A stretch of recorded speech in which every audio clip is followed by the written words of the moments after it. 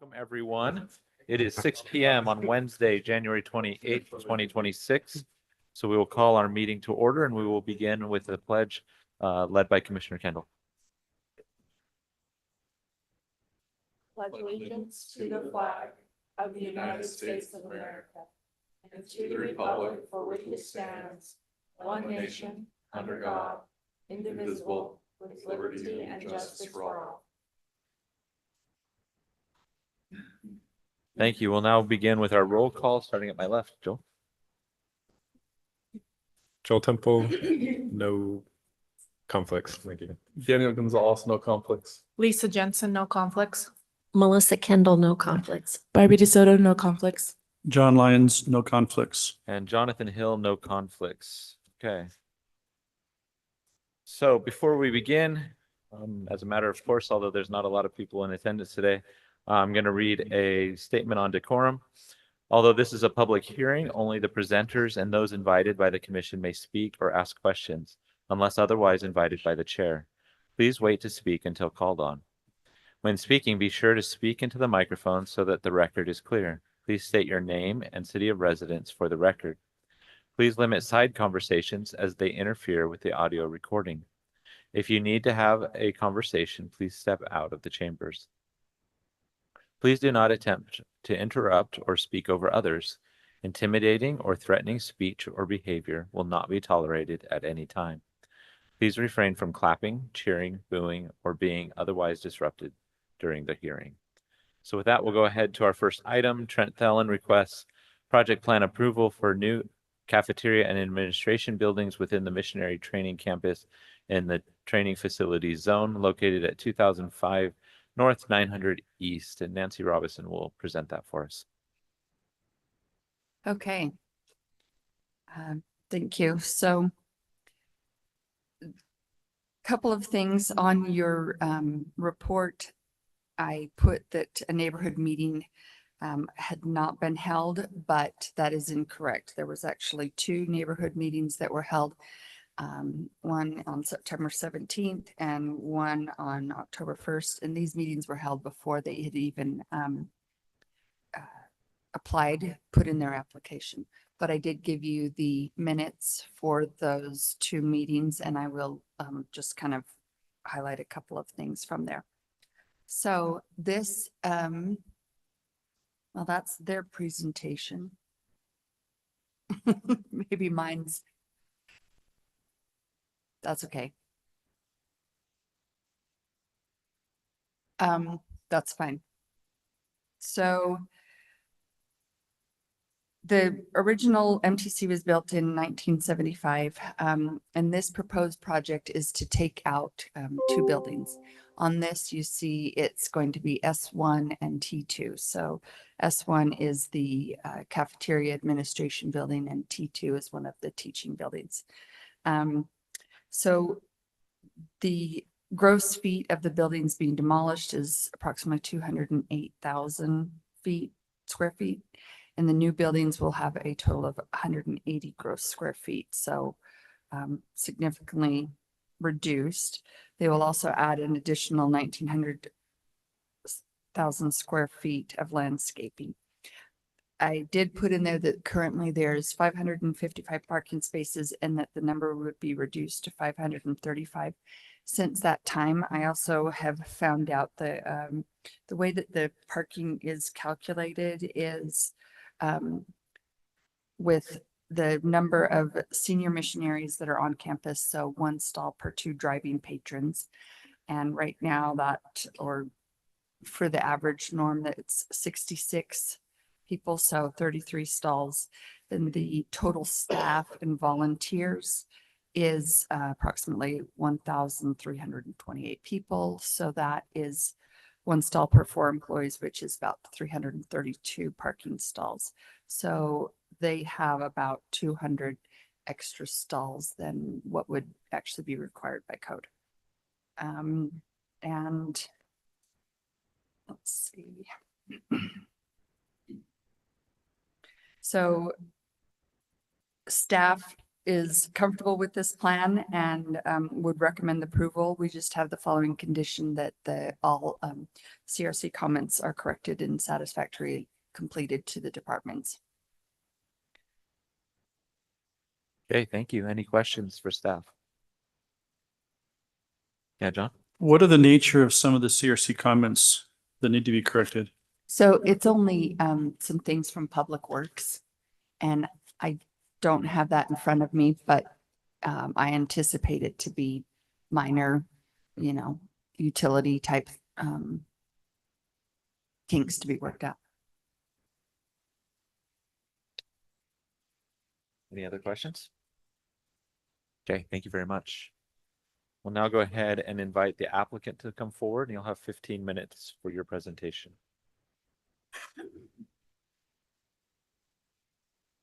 Hello, everybody. My name is Andrew Feinberg. I'm an architect and project manager with ZGF Architects. So why don't we'll give you a little overview of what we're talking about. And this is similar to what we presented to the two neighborhood districts. I think number 5 and number 1 is who we presented to previously. Oh, yes. So I have to do this on my own. That's fine. So as Nancy explained, this is the existing campus. The S1 building is the cafeteria administration building, so it has multiple uses. T2 is currently a teaching building primarily. So in looking at this, the S1 building has some seismic issues, and so the church decided that it was appropriate to look at replacing that building and having a facility that's up to code and also hopefully more efficient in terms of feeding the missionaries when they're there for 3 meals a day. So because we have limited site left here, and they didn't want to put a temporary cafeteria here, we are taking half of the S1 building, demolishing half of it, keeping the existing cafeteria in operation during the whole construction phase. So that limits the area that we can use for the new facility.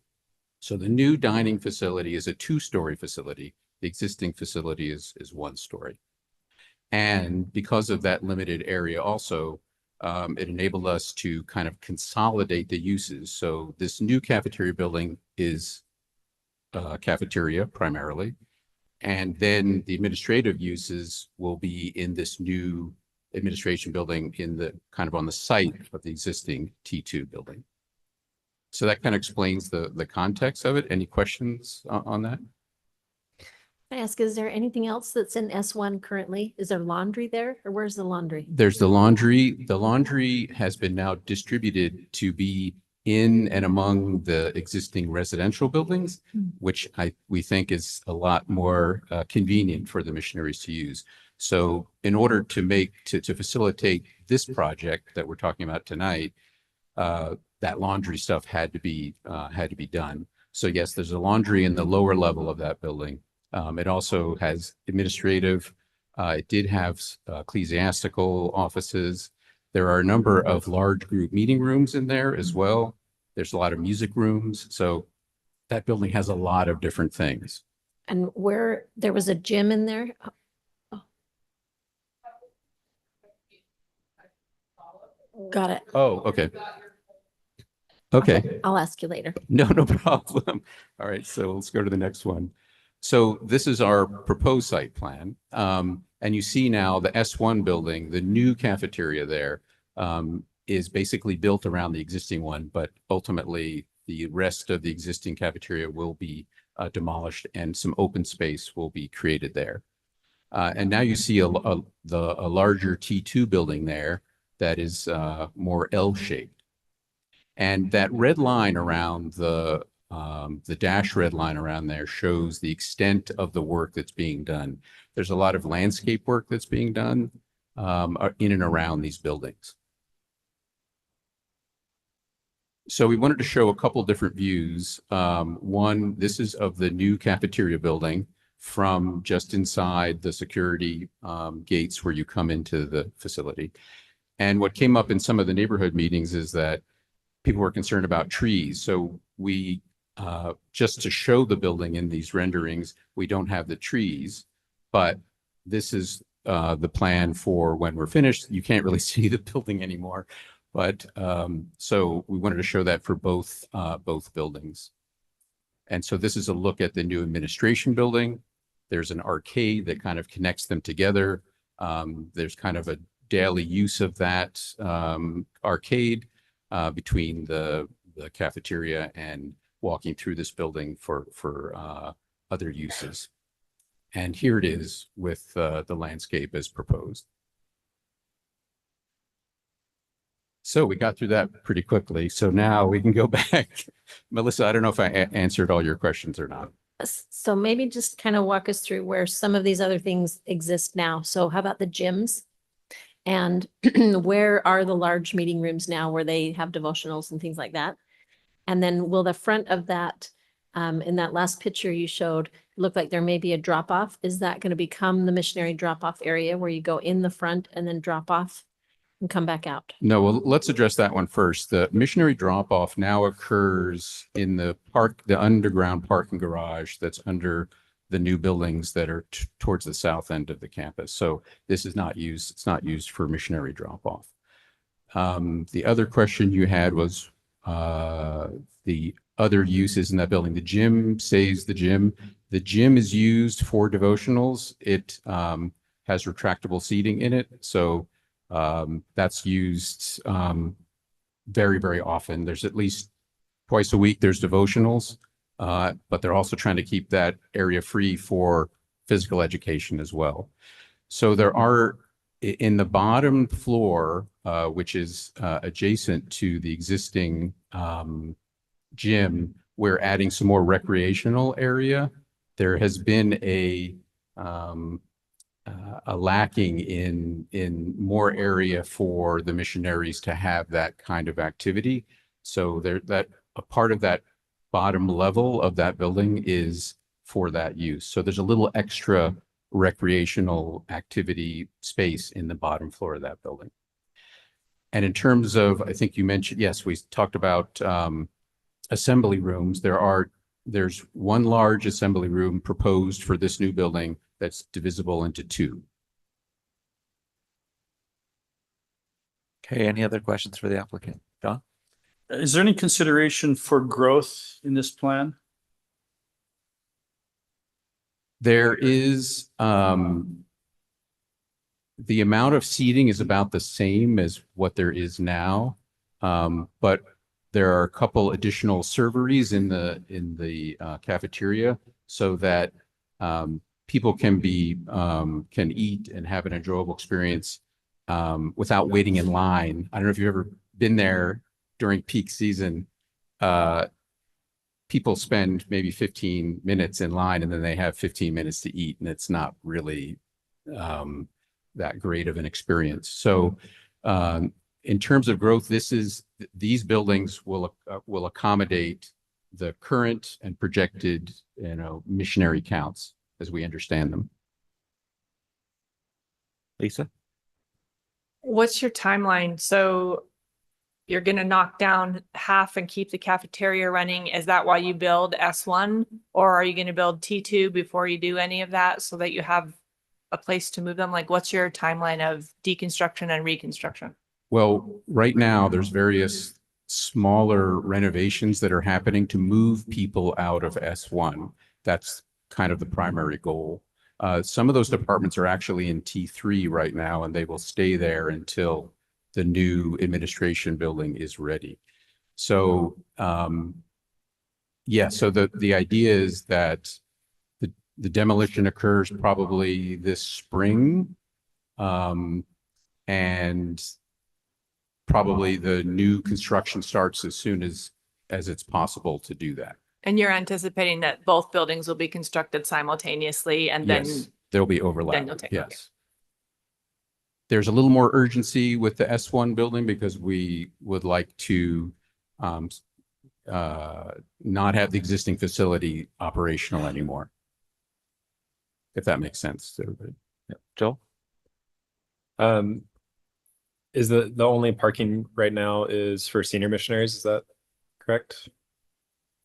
Or on-site parking, I guess? There's parking in the underground parking garage under T3 and T4. There's a lot of spaces around on the 900 east side, and there's also the north parking lot on the left of this drawing. Some of that is for senior missionaries who live on campus. But there's other people who park there as well, administrative, ecclesiastical, other support people. Yeah. I see. Yeah, just curious because I think you're losing what, like 5 stalls, not a substantial amount, but yeah, looking at the campus, it's, I don't know, a little bit tongue-in-cheek comment, but look at what you can accomplish when you don't have a sea of parking, a beautiful mixed-use residential dense neighborhood. But yeah. I don't disagree with you. Any other questions for the applicant? Okay, thank you very much. Thank you. We will now open the meeting for public comment. Do we have any neighborhood chairs here this evening? Okay, not seeing any, we'll open it to the general public. Each of you will have 2 minutes to make a comment, and you may make 1 comment. If we have questions, we'll invite you to come back at the microphone at the end of public comment to answer those questions. So if you'd like to come forward and talk about this item, please do so at this time. Okay, not seeing anyone, we will close public comment and bring it back to the commission for discussion. What are our thoughts? I second Joel's comment. I think it's really nice, and I'm glad to see that the recreational space is going to be so accessible to the missionaries. Yeah, it just looks like a much more inviting space than when I was there. So this will be really nice, and also just to be more functional for the service in the cafeteria. So I think it's great. And I'm glad to see a few, I mean, small amount, but a fewer parking. That's always nice. I should have asked this question, but is the field across the street still going to be used for recreational use, or is this field behind S1 going to replace that? We'll go ahead and invite the applicant forward to answer that.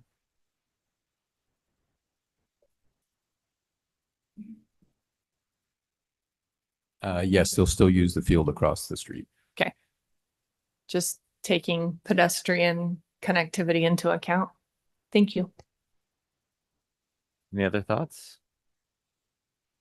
For me, it seems pretty straightforward here. It looks like a great plan, make some real good improvements. Are we ready for a motion? Can I say one more thing? Yeah. Was it last time, 2 weeks ago, we had folks from BYU here, and we kind of made a little plea to them. This is kind of aside from the issue, but to please work with the city of Provo for shared parking.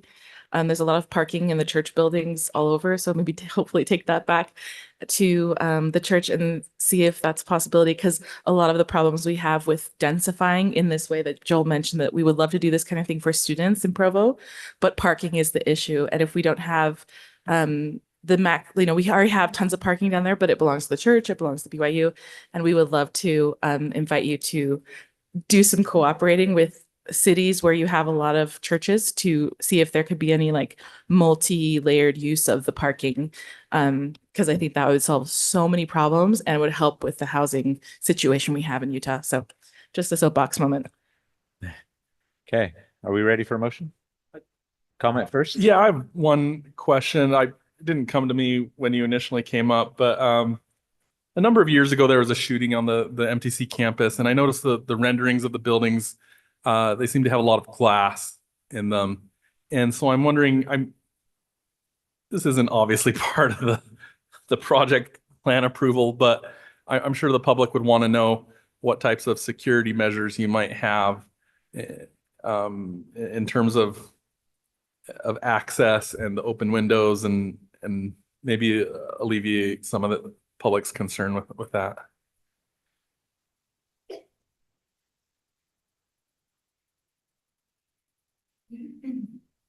And then if you could just state your name when you come up. Hi, George Rolfe. I direct all of the administration and operations of the Provo MTC.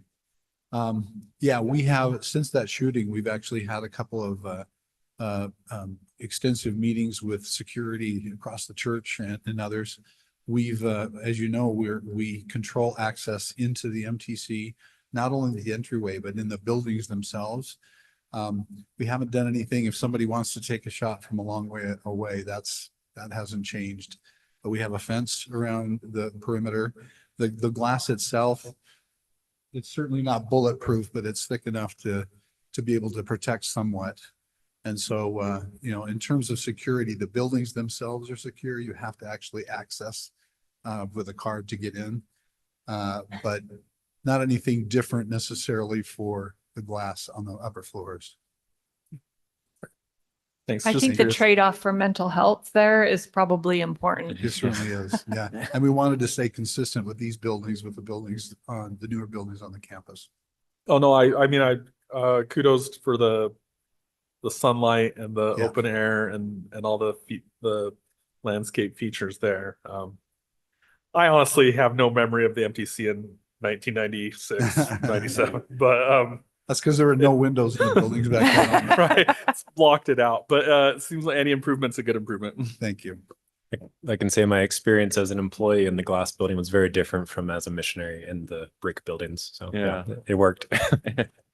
Lisa, do you have a comment? Yeah, I just wanted, since we're in the discussion pre-motion phase, I love that the plans show responses to the neighborhood concerns. I think that's really nice. You can tell from the lack of public comment that the neighbors felt heard and that the MTC responded, which is a good thing. I love the updated feel that it's going to be a nicer, I mean, it's not really an entrance point to Provo, but it's a place that a lot of people see. And I think that's a nice opportunity. And I love the landscaping. I think the new building had a really great plaza, like once again, aesthetically and emotional health wise, which are two things we care about in the city as humans. So I like what's being proposed. So.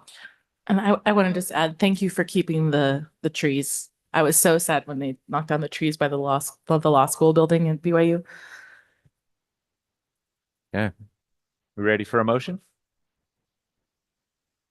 I'll make a motion. Okay.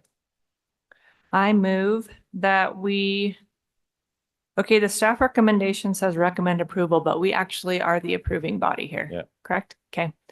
That we approve item number 1. Trent Thelen requests project plan approval for new cafeteria and administration buildings within the missionary training campus in the TF zone located at 2005 North, 900 East University neighborhood. Do we have a With second? the condition that the CRC comments are corrected and satisfactory. Great catch. Second? I'll second. Okay, any discussion on the motion? Okay, let's begin voting on my left. Aye. Aye. Aye. Aye. Aye. Aye. And I'll vote aye, and so item 1 passes unanimously. That is our only item tonight. So do we have a motion to adjourn? I move that we adjourn. I'll second. All in favor? Aye.